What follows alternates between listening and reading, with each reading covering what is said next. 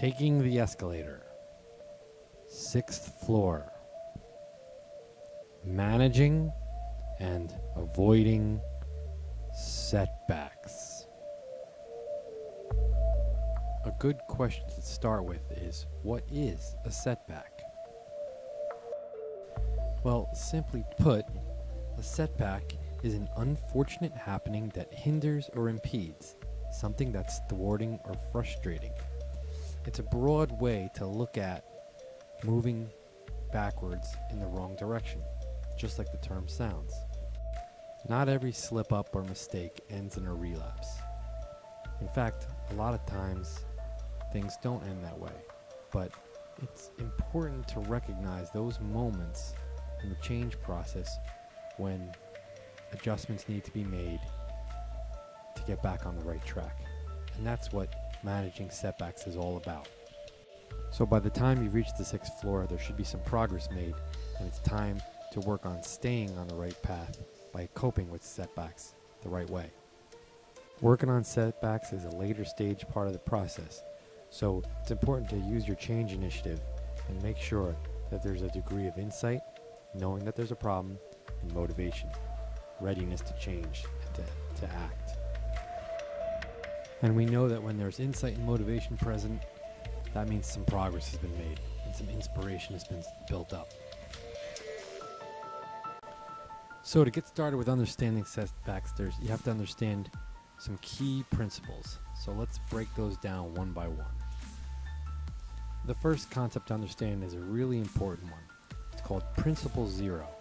And that might sound odd, but it's where it all starts when it comes to setbacks.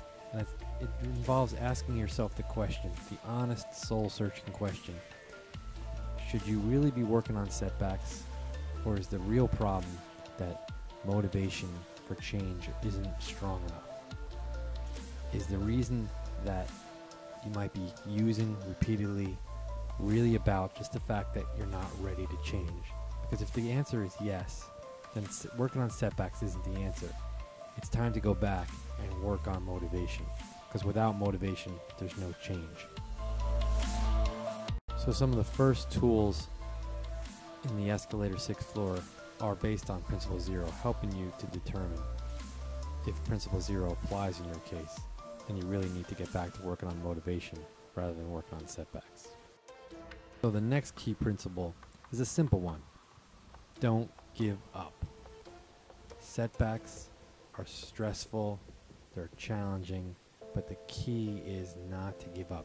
If you are motivated and you keep working towards it, you will overcome the setbacks.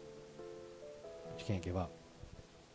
And as always, the Escalator provides the tools to help you not to give up. The next key principle in learning to deal with setbacks is that there is no room for discouragement. Discouragement is a feeling that's always bad. It saps you of your strength. It takes your courage from you. And the Escalator has tools to help you build courage, to become increased in your level of encouragement, and to fight that destructive feeling of discouragement. You never want to get discouraged in the setback process. The next key concept can be described in a simple phrase: is setbacks happen. And with anything in life, there's ups and downs. And in the change process, there's ups and downs, and there's going to be setbacks. It doesn't mean that when someone's abstinent, they're going to definitely return to using, but there'll be trials and different tribulations and problems, and that's all part of dealing with setbacks. What's important to take note of is, are setbacks happening less frequently? And when they are happening, are they less intense or severe? And that's all that it takes to gauge progress when dealing with setbacks.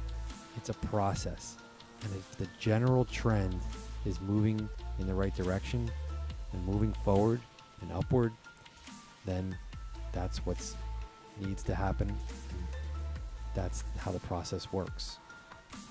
Setbacks are going to happen, but the escalator will give you tools to keep moving forward. The next principle you're going to learn about is the concept of a cushion.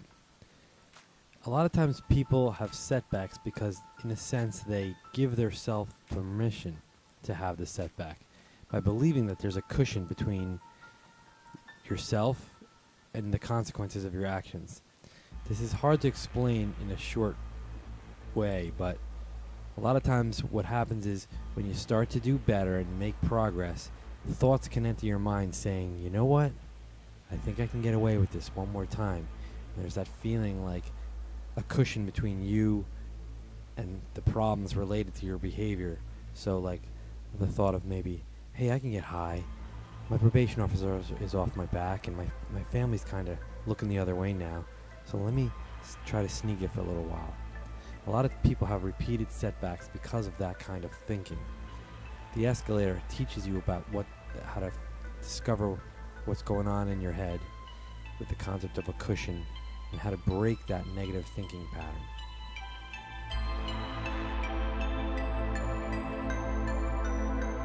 The next principle is that setbacks is more than just avoiding people, places, and things. Although that's part of the process, there's so much more when you consider mental health and consider what's going on inside your head and inside your body. Other things besides people, places, and things that are important to consider when it comes to setbacks are medical conditions, mental health issues, anxiety, depression, etc., different events in life. There's so much more than just changing your people, places, and things. You really got to manage your mind as well to learn how to overcome setbacks. And the final principle is that working on setbacks, just like with other areas in the escalator, it really comes down to motivation. And if you really want to overcome setbacks, it's about learning to take an honest, motivational self-assessment and really get to the bones of why did you use, what really went on, and try to figure that pattern out and break that pattern. It's easier said than done, but it's a critical part of the setback process to really look at it in terms of motivation. And of course, the escalator provides those tools to get you working and looking at your insight and your motivation so you can finally conquer the setback process. So all of this starts out with what's called the Setback Motivation Guide, which helps you determine what areas you need to work on. And there's so many tools provided. Getting honest, internal and external setback factors, examining and deflating the cushion, working out your self-control muscles, courage and discouragement, crushing compromise, setbacks of spirituality, timeline analysis, getting back to values and priorities, strengthening commitment, self-care review. Each activity is designed to focus on your areas of need based on your motivation. So it's all there for you to get started and to stay motivated and get to work.